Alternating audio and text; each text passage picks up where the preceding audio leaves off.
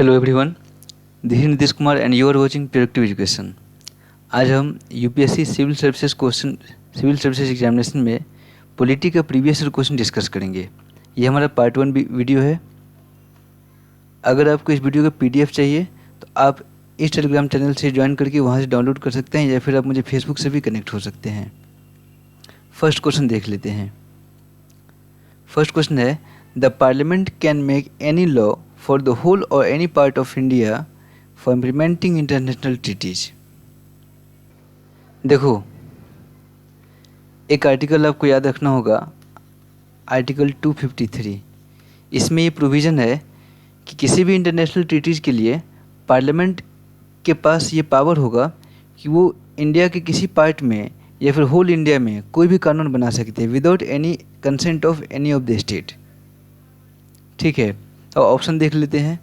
First option है with the consent of all the state. ये तो इनकरेक्ट है, क्योंकि अभी हमने क्या कहा, without the consent of any state. The parliament के पास ये पावर होगा कि वो इंटरनेशनल ट्रीटीज़ को इम्प्लीमेंट करने के लिए कानून बना सकती है। सेकेंड है with the consent of the majority of the state. गलत, नॉट विदाउट कंसेंट होना चाहिए। With the consent of the state concern, ये भी ऑप्शन गलत है। Next, without the consent of any of the state. बिल्कुल, this is the correct option. Therefore option D is correct. Correct option answer D होगा। Second question देखते हैं। Question है, which one of the following statement about a money bill is not correct. देखिए, UPSC कई बार चालाकी से क्या कर देती है कि छोटा सा नोट करेक्ट दे देगा और आपको नोट पे ध्यान ही नहीं जाएगा, आपको लगेगा कि वो मतलब क्या करेक्ट है। तो इन सब चीज़ों को ध्यान से देखिएगा कि नॉट करेक्ट है, यहाँ पे कौन सा करेक्ट सही नहीं है। तो मैं मनी बिल के बारे में थोड़ा डिस्कस कर देता हूँ यहाँ पे। देखिए, मनी बिल के बारे में सबसे पहले देखिए कि आर्टिकल 110 में बताया गया है। आर्टिकल 110 में मनी बिल के बारे में बताया गया है। इसमें कहा गया है कि मनी बिल जो है राष्ट्रपति की सहमति से लोकसभा में इंट्रोड्यूस किया जाता है। किसकी सहमति से किया जाता है? राष्ट्रपति की सहमति से। ठीक है, लोकसभा में इंट्रोड्यूस किया जाता है। याद रखिएगा, राष्ट्रपति की सहमति से लोकसभा में ये बिल इंट्रोड्यूस होता है, तथा लोकसभा में ये बिल पास हो जाने के बाद इसको राज्यसभा के पास भेजा जाता है। इसी दौरान जब ये बिल राज्यसभा को भेजा जाता है तो लोकसभा अध्यक्ष इस बिल के साथ एक सर्टिफिकेट या फिर एक अटैचमेंट लगाते हैं कि ये बिल मनी बिल है। मनी बिल का जो प्रूफ मतलब सर्टिफिकेशन होता है ना, वो लगाते हैं कि ये बिल मनी बिल है। तो याद रखना कि कोई बिल मनी बिल है या मनी बिल नहीं है, ये डिसाइड करने का पावर होता है लोकसभा अध्यक्ष के पास। किसके पास होता है? लोकसभा अध्यक्ष के पास। ठीक है, द स्पीकर ऑफ लोकसभा के पास होता है कि कौन सा बिल मनी बिल है और कौन सा बिल नहीं, ये डिसाइड करने का अधिकार है। राज्यसभा के पास मनी बिल के रिगार्डिंग बहुत ही लिमिटेड राइट्स है, बहुत ही कम अधिकार दिया गया है राज्यसभा के पास। जैसे कि राज्यसभा मनी बिल को कोई मतलब अमेंड नहीं कर सकती है, संशोधन नहीं कर सकती है, लेकिन रिकमेंडेशन दे सकती है अपना। राज्यसभा, याद रखिएगा कि मनी बिल पर कोई संशोधन नहीं कर सकती है, लेकिन उस पर अपना सिफारिश दे सकती है लोकसभा को। और राज्यसभा की सिफारिश मानना या ना मानना ये लोकसभा पर निर्भर करता है।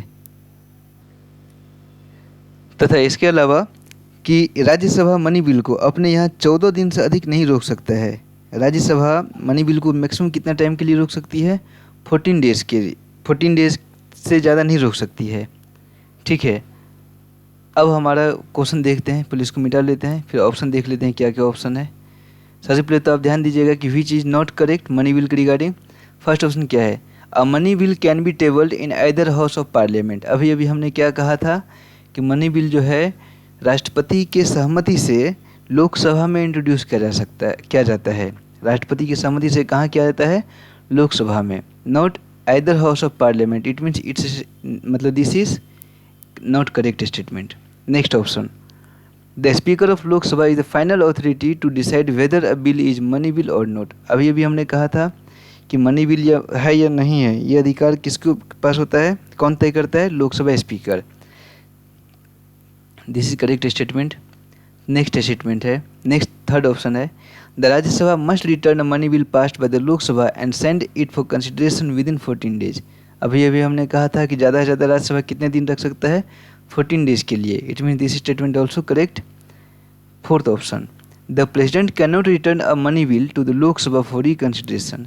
ये भी सही है। देखिए क्यों रिटर्न नहीं करता है लोकसभा को राष्ट्रपति, क्योंकि ये राष्ट्रपति के सहमति से ही आया होता है ये बिल। राष्ट्रपति ही कहते हैं कि लोकसभा में इस बिल को लाया जाए, ठीक है, इसीलिए इस बिल को राष्ट्रपति इग्नोर नहीं कर सकते हैं। तो हमारा ऑप्शन क्या होगा, कौन सा ऑप्शन गलत होगा, तो ऑप्शन ए इज इनकरेक्ट होगा। Option A is incorrect. बढ़ते हैं आगे। नेक्स्ट क्वेश्चन है 3rd number question, the 73rd constitutional amendment act 1992 refers to. तो देखिए 73rd कॉन्स्टिट्यूशनल अमेंडमेंट एक्ट जो हुआ था वो था देश में पंचायती राज की स्थापना करने का प्रावधान किया गया था। इसमें 73वां संविधान संशोधन में देश में पंचायती राज व्यवस्था की स्थापना करने की प्रावधान किया गया था। ऑप्शन देख लेते हैं। फर्स्ट है generation of gainful employment for the unemployed and the under employed man and women in rural area. तो ऐसा तो नहीं कहा गया था, पंचायती राज के बारे में बात की गई थी इसमें। Next option generation of the employment for the able bodies adults who are in need और and desirous of work during lean agriculture region. ये भी नहीं है क्योंकि पंचायती राज की बात की गई थी, ये सब बात इसमें नहीं किया गया था। Laying the foundation of for strong and vibrant Panchayati Raj institution in the country, this is correct. Guarantee of the right to life, liberty, security of person, equality before law, this is not, ये नहीं किया गया था। तो option C correct होगा। Option क्या होगा यहाँ पे, ऑप्शन सी इज करेक्ट होगा। अगले क्वेश्चन पे बढ़ते हैं। क्वेश्चन है the speaker can ask a member of the house to stop speaking and let another member speak, this phenomena is known as. देखिए स्पीकर किसी भी सदस्य को बोलने से रोकता है या फिर किसी अन्य सदस्य को बोलने के लिए कहता है, इसको यील्डिंग द फ्लोर कहते हैं। मतलब बैठ जाइए, आप बैठिए, दूसरे आदमी को मौका दीजिए बोलने का। ऑप्शन डी होगा करेक्ट। बढ़ते हैं आगे। क्वेश्चन है consider the following statements about the attorney general of India. देखिए क्वेश्चन डिस्कस करने से पहले हम थोड़ा अटॉर्नी जनरल के बारे में जानकारी ले लेते हैं। अटॉर्नी जनरल के बारे में आर्टिकल 76 में लिखा गया है। आर्टिकल 76 इसमें ये प्रोविज़न किया गया है कि अटॉर्नी जनरल की जो नियुक्ति होगी वो राष्ट्रपति द्वारा की जाएगी। अपॉइंटमेंट किसके द्वारा किया जाएगा, इसको अटॉर्नी जनरल को appointed by president of India. लेकिन राष्ट्रपति इसकी अपॉइंटमेंट करते हैं कैबिनेट, मतलब काउंसिल ऑफ मिनिस्टर की सलाह पे, मंत्रिमंडल की सलाह पे राष्ट्रपति इसकी नियुक्ति करती है, ठीक है। दूसरी है क्वालिफिकेशन के बारे में कि अटॉर्नी जनरल के उसी व्यक्ति को नियुक्त किया जाता है जो उच्चतम न्यायालय के न्यायाधीश होने की योग्यता रखता है, ठीक है। मतलब सुप्रीम कोर्ट का जो जज है वो बनने की जिसमें क्वालिफिकेशन होगा उसी को अटॉर्नी जनरल बनाया जाता है। तीसरा आपको याद रखना होगा आर्टिकल 88। आर्टिकल 88 में इस बात की प्रोविज़न किया गया है कि अटॉर्नी जनरल किसी मंत्रिपरिषद या सांसद का सदस्य नहीं होता है, लेकिन फिर भी ये पार्लियामेंट की जो मतलब कार्यवाही होता है उसमें भाग लेता है, उसकी समिति की बैठक में भाग लेता है, अपने विचार रखता है, ठीक है। लेकिन किसी भी हाउस में ये वोट नहीं कर सकता है। याद रखिएगा कि ये मेंबर ऑफ पार्लियामेंट नहीं होता है, पार्लियामेंट का मेंबर नहीं होता है, बावजूद इसके ये पार्लियामेंट में बैठ सकता है, बोल सकता है, ठीक है, उसकी कार्यवाही में भाग ले सकता है।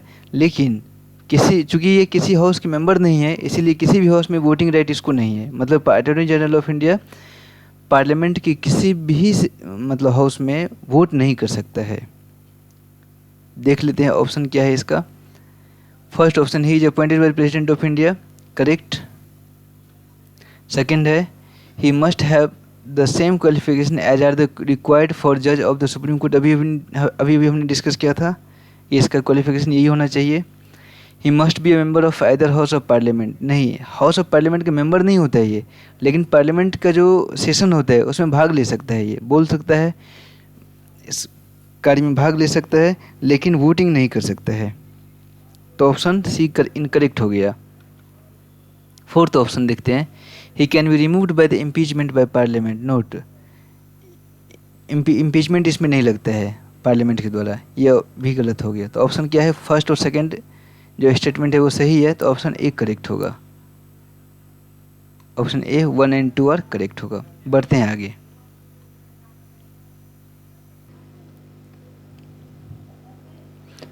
क्वेश्चन ये है, कंसीडर द फॉलोइंग फंक्शनरीज। इसमें आपको इसको एक पार्टिकुलर सीक्वेंस लिखना होगा।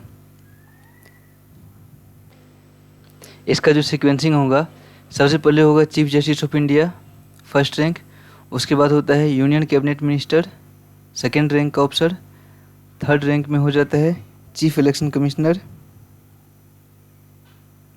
फिर फोर्थ रैंक होता है कैबिनेट सेक्रेटरी का। ठीक है, तो ये हो जाएगा सबसे ऊपर कौन होगा, chief justice of India first, chief justice of India 3 2 1 4 3 2 1, option C correct होगा। C is correct option. बढ़ते हैं आगे। क्वेश्चन है, the primary function to the finance commission in India to.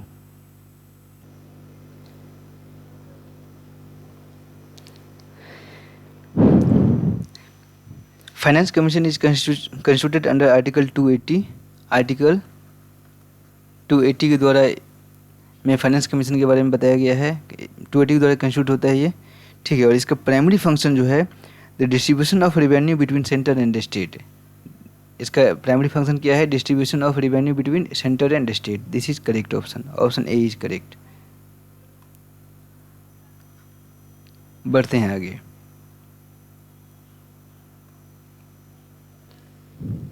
Question है कि कॉलेज के विद्यार्थी अपने नगर की नगर परिषद म्यूनिसिपल काउंसिल में चुने जाने की इच्छुक है, उसके नामांकन की वैधता अन्य शर्तों के साथ निम्नलिखित में से किस बात पर निर्भर करेगी। देखिए, फर्स्ट ऑप्शन है कि वो अपने कॉलेज के प्रिंसिपल से अनुमति प्राप्त करे। सेकंड ऑप्शन है he is a member of a political party. Third option है कि his name figures in the voters list. Fourth है कि वह भारतीय संविधान के प्रति निष्ठा की घोषणा दाखिल करे। देखिए, सबसे पहली मुख्य बात आपको ये याद रखना होगा कि कोई भी व्यक्ति किसी भी पद पे राजनीतिक रूप से अगर चुना जाता है तो उसके लिए उसको भारत का नागरिक होना चाहिए। मतलब कि भारत के नागरिक में उसका मतदाता सूची वोटर लिस्ट में उसका नाम तो होना ही चाहिए। वोटर लिस्ट में अगर उसका नाम नहीं है तो चुना नहीं जा सकता है। तो ऑप्शन सी करेक्ट होगा। बढ़ते हैं आगे। यूपीएससी इस तरह से भी कई बार क्वेश्चन पूछ देती है, और कई बार क्या अक्सर हर साल पूछा जाता है कि मतलब मैचिंग करने के लिए। जिला परिषद at the sub division level, जिला परिषद at the sub division level हो जाएगा आपको। उस समय की बात है ये, 1999 की बात मैं कर रहा हूँ, तो ये असम में होगा। मंडल प्रजा परिषद ये आंध्र प्रदेश में। देखिए, आपको एक दो से क्लू मिल जाएगा।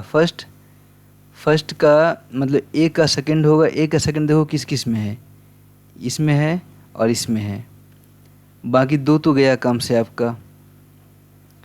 ठीक है, अब बी का क्या है, मंडल प्रजा परिषद आंध्र प्रदेश में, बी का 1 इसमें भी है, इसमें भी है। मतलब हमें एक और ऑप्शन चाहिए कुछ। ट्राइबल काउंसिल जो था वो मेघालय, तो मतलब सी का चौथा देखो किस में है, इसमें है सी का चौथा, इसमें सी का चौथा नहीं है। ये गया करेक्ट ऑप्शन, ये होगा एब्सेंस ऑफ विलेज पंचायत। तो ये बचा कहाँ रह गया है, मिजोरम हो गया। तो ऑप्शन ए करेक्ट होगा हमारा।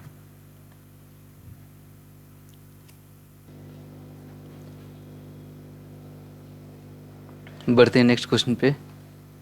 क्वेश्चन है which article of the constitution provides that it shall be the endeavor of the every state to provide the adequate facility for instruction in the mother tongue at a primary stage of education। तो article 350A में ऐसा provision है ऐसा लिखा हुआ है article 350 में कि राज्य के अंदर प्रत्येक स्थानीय प्राधिकारी को यह निर्देश दिया गया है कि वह भाषाई अल्पसंख्यकों के बालकों को शिक्षा के प्राथमिक स्तर पर मातृभाषा में शिक्षा की पर्याप्त सुविधाओं की व्यवस्था करने का प्रयास करेगा। तो इसमें मतलब किस आर्टिकल में प्रोविज़न है? ये आर्टिकल 350A में है। ऑप्शन सी करेक्ट होगा। बढ़ते हैं आगे। The supreme court of India tenders advice to president on a matter of law or fact. देखिए, इसके लिए आपको आर्टिकल 143 देखना होगा। आर्टिकल 143 इसमें प्रोविज़न है the supreme court of India tenders its advice to president only if he seeks such advice. ठीक है,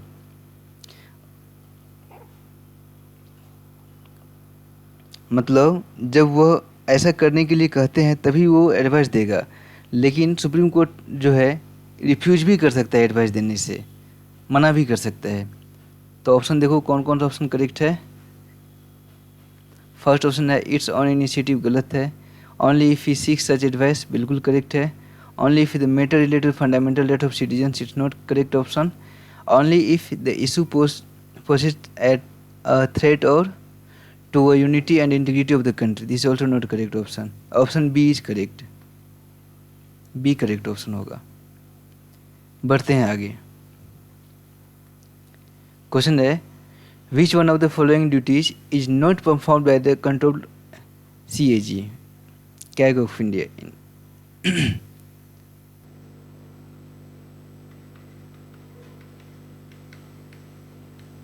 148 to 151 कैग के बारे में कहाँ क्या लिखा गया है? संविधान में अनुच्छेद 148 से 151 के बीच में इसके बारे में कहा गया है। ठीक है, इसका ऑप्शन डी होगा।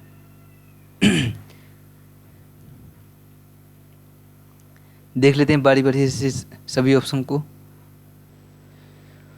फर्स्ट है the audit and report on all expenditure from the consolidated fund of India, बिल्कुल करता है इसका ऑडिट। कंटिजेंसी फंड का भी ऑडिट करता है, पब्लिक अकाउंट का भी करता है। To audit and report all trading, manufacturing, profit and loss account, ये भी करता है। To control the receipt and issue of the public money and to ensure that public revenue is lodged in the, ये नहीं करता है, ये इसकी राइट ड्यूटी नहीं है। तो ये भी यही पूछ रहा है ना कि कौन इसका ड्यूटी नहीं है, तो डी इसका ड्यूटी नहीं है। ऑप्शन डी होगा हमारा ऑप्शन आंसर। बढ़ते हैं आगे। क्वेश्चन है which one of the following statement correctly describe the fourth schedule of the constitution of India.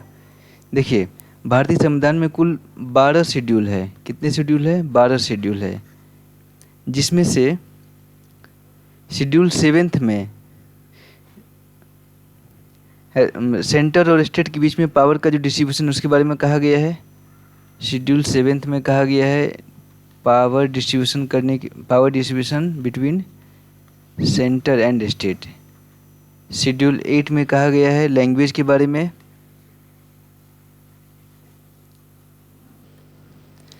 Schedule 6 में कहा गया है कि एडमिनिस्ट्रेशन अबाउट ट्राइबल एरिया के बारे में जो एडमिनिस्ट्रेशन है, एडमिनिस्ट्रेशन अबाउट ट्राइबल एरिया। और शेड्यूल 4 में कहा गया है the allocation of the seat in the council of states, मतलब राज्यसभा में सीटों का जो एलोकेशन है वो शेड्यूल 4 में कहा गया है। तो क्वेश्चन यही पूछ रहा है कि शेड्यूल 4 में किसके बारे में डिस्क्राइब किया गया है? तो allocate seats in the council of states, Rajya Sabha में सीटों का जो एलोकेशन है वो शेड्यूल 4 में करेगा क्या गया है। ऑप्शन 4 करेक्ट ऑप्शन आंसर है हमारा। बढ़ते हैं आगे। क्वेश्चन है in what way the Indian parliament exercise control over the administration. तो देखिए, पार्लियामेंट्री कमेटी के माध्यम से पार्लियामेंट कंट्रोल करता है एडमिनिस्ट्रेशन पे। पार्लियामेंट्री कमेटी के माध्यम से पार्लियामेंट कंट्रोल करता है एडमिनिस्ट्रेशन पे। ठीक है, जब हम पॉलिटी डिस्कस करेंगे तो हम बात करेंगे कि पार्लियामेंट्री कमेटी 2 प्रकार की होती है। ठीक है, एक होता है एक रेगुलर कमेटी होता है, एक सेलेक्टेड कमेटी होती है। तो इसके बारे में हम आगे डिस्कस करेंगे जब हम पॉलिटिकल क्लासेस शुरू करेंगे। तो इसका आंसर क्या होगा? ए होगा इसका। Option A is correct. Next बढ़ते हैं क्वेश्चन नंबर 15 पे।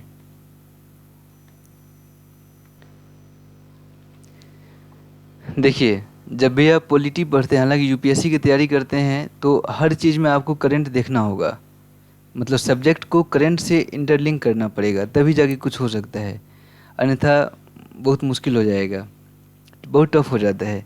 ये क्वेश्चन भी वही है, हम ये क्वेश्चन डिस्कस कर रहे हैं। ये क्वेश्चन पूछा गया था आपको 2001 में, ठीक है, लेकिन अभी का सिचुएशन बदल चुका है, हम दोनों डिस्कस कर लेंगे। क्वेश्चन है, कंसिडर द फॉलोइंग, मतलब माइनॉरिटी के रिगार्डिंग कौन सा स्टेटमेंट सही है। फर्स्ट ऑप्शन है, फर्स्ट मतलब चीज़ दिया गया है कि 5 कम्युनिटी को माइनॉरिटी डिक्लेयर किया है गवर्नमेंट ऑफ इंडिया ने, Muslim, Sikh, Christian, Buddhist and Zoroastrians as minority. ठीक है, फर्स्ट स्टेटमेंट हमारा करेक्ट है। सेकंड है 2000, याद रखिएगा 2001 के हिसाब से चल रहे हैं हम, बट 2000 आज है 20, इसमें एक और मतलब कम्युनिटी ऐड हो चुका है, जैन। तो अब टोटल 6 कम्युनिटी जैसे हैं जो माइनॉरिटी हैं, ठीक है। लेकिन उस समय में चूँकि जैन को नहीं मिला था, जैन को 2000, मुझे लग रहा है कि 2014 के आसपास मिला है माइनॉरिटी का दर्जा। हाँ, लोकसभा चुनाव से कुछ दिन पहले ही मिला है, आई थिंक 13 लास्ट या 14 पहले मिला है, ठीक है। तो अब मिला है जैन को, उस समय जैन को माइनॉरिटी का दर्जा नहीं मिला था, तो उस समय सिर्फ 5 कम्युनिटी ही थी। फर्स्ट स्टेटमेंट इसलिए हमारा सही हो गया। Second statement, national commission for minority was given statutory status in 1993, correct है। The smallest religion minority Indian Zoroastrians, ये भी करेक्ट, ये करेक्ट नहीं है। नेक्स्ट है, country the constitution of India recognise and protect religious and linguistic minorities, सही statement है। तो 1, 2 एंड 4 स्टेटमेंट करेक्ट है। 2001 में ये स्टेटमेंट सही था, ये ऑप्शन, बट 2020 में फर्स्ट ऑप्शन गलत हो गया, क्योंकि 5 ने, अब कितने माइनॉरिटी हो गया है, अब 6 कम्युनिटी जैसे हैं जो माइनॉरिटी में आती हैं। एक जैन 2014 में जैन को मिला था, याद रखिएगा, अब टोटल 6 हो गया है। ऑप्शन क्या हो गया इसका आंसर, करेक्ट ऑप्शन डी होगा। बढ़ते हैं आगे। If a new state of Indian union is to created, which one of the following schedules of constitution must be amended?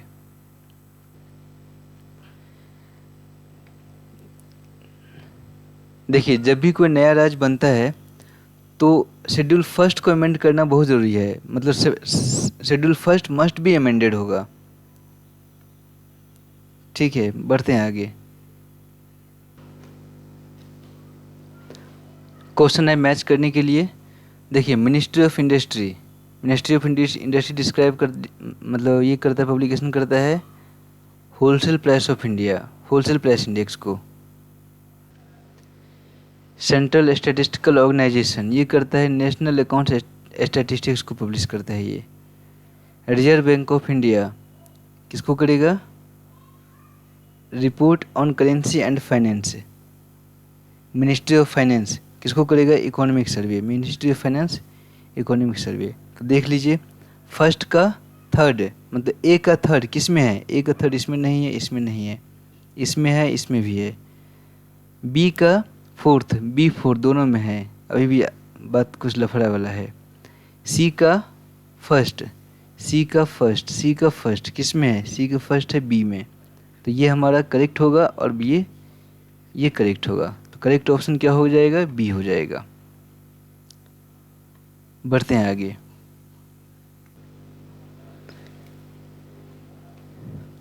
इसमें भी आपको मैच करवाना है। आर्टिकल 54 है election commission, election of the president of India. Article 54 में किसके बारे में कहा गया है, election of the president of India. Article 75 appointment of the chief minister and council of ministers of state. Article ये है chief appointment of chief minister, कहाँ है, फोर्थ। देखिए, फर्स्ट का ए का फर्स्ट, सॉरी माफ़ करिएगा, आर्टिकल 75 में अपॉइंटमेंट ऑफ प्राइम मिनिस्टर होगा, article 75 appointment of prime minister. Chief minister के लिए आर्टिकल 164 है, चीफ मिनिस्टर के लिए आर्टिकल 164 है। देखिए फर्स्ट का फर्स्ट, सेकंड का सेकंड, तो इसका ये होगा, थर्ड होगा, ऑप्शन 1 2 3 4 होगा, ऑप्शन ए करेक्ट है।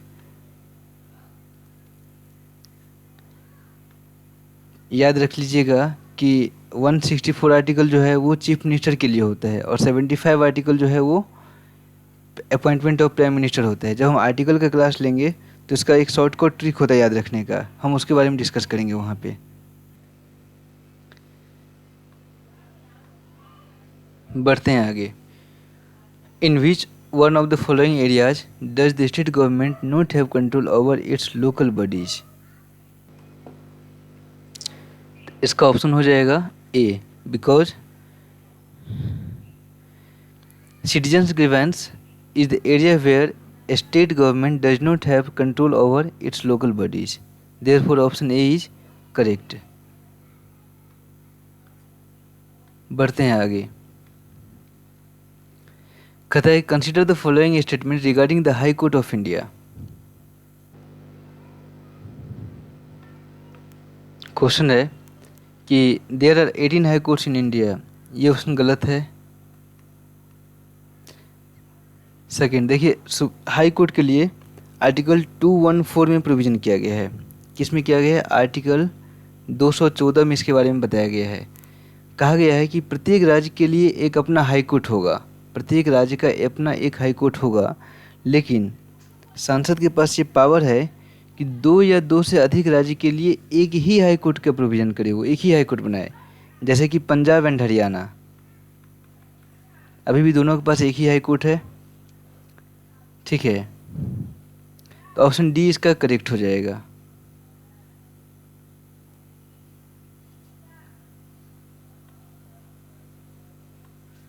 बढ़ते हैं आगे।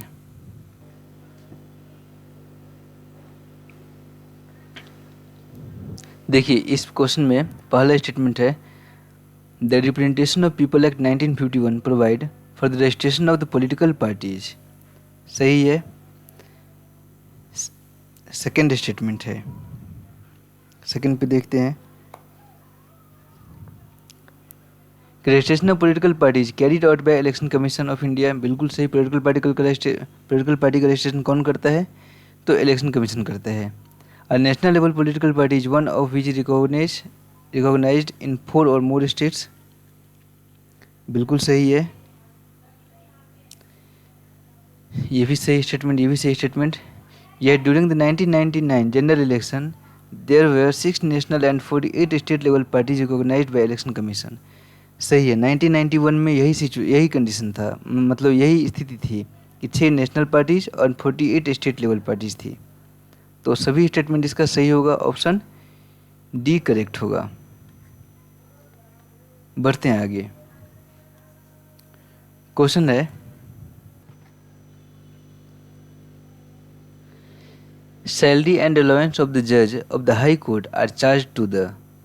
हाई कोर्ट का जो जज होता है उसका सैलरी और अलाउंस कहाँ से मिलता है? ऑप्शन देखिए, consolidated fund of India, consolidated fund of state, C option contingency fund of India, D option contingency fund of the state. देखिए ध्यान रखिएगा, हाई कोर्ट का जो जज होता है उसका सैलरी एंड अलाउंस जो होता है वो जाता है कंसोलिडेटेड फंड ऑफ स्टेट से। कहाँ जाता है? कंसोलिडेटेड फंड ऑफ स्टेट से। जैसे कि मान लीजिए कोई पटना हाई कोर्ट का जज है, पटना हाई कोर्ट का जज है कोई, उसका सैलरी जाएगा जो बिहार का कंसोलिडेटेड फंड होगा ना, बिहार का कंसोलिडेटेड फंड होगा वहाँ से जाएगा। और जब वो जज रिटायर हो जाता है तो उसका पेंशन जो होता है वो जाता है कंसोलिडेटेड फंड ऑफ इंडिया से। याद रखिएगा कि during work salary and allowance जाता है कंसोलिडेटेड फंड ऑफ स्टेट से, लेकिन जब वो जज रिटायर कर जाता है तो उसका तब उसका पेंशन मिलता है कंसोलिडेटेड फंड ऑफ इंडिया से। ठीक है, ये 2 चीज़ याद रखिएगा कि सैलरी मिलेगा स्टेट के कंसोलिडेटेड फंड से और पेंशन मिलेगा कि इंडिया के कंसोलिडेटेड फंड से। देखो इसका मतलब ये है एक जज कई राज्यों में काम करता है, जैसे मिस्टर एक्स है, अभी ये पटना में काम कर रहे हैं, ठीक। तो पटना के बिहार का जो कंसोलिडेटेड फंड है वो वहाँ से इनको सैलरी मिलेगा। कुछ दिन बाद इन जज का ट्रांसफ़र हो जाता है तमिलनाडु, मान लीजिए, तो तमिलनाडु का जो कंसोलिडेटेड फंड होगा वहाँ से इसका मतलब सैलरी मिलेगा इस जज का।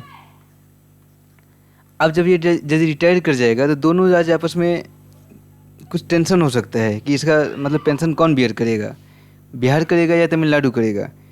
इस वजह से इसको मतलब इस झगड़ा को झंझट को ख़त्म करने के लिए ऐसा प्रोविज़न किया गया कि इसका जो सैलरी है कंसोलिडेटेड फंड ऑफ इंडिया से जाएगा, सॉरी पेंशन है, पेंशन जाएगा इंडिया के कंसोलिडेटेड फंड से, और सैलरी तो जिस राज्य में काम करेगा वो राज्य अपना अपना फंड से देगा, कंसोलिडेटेड फंड से देगा।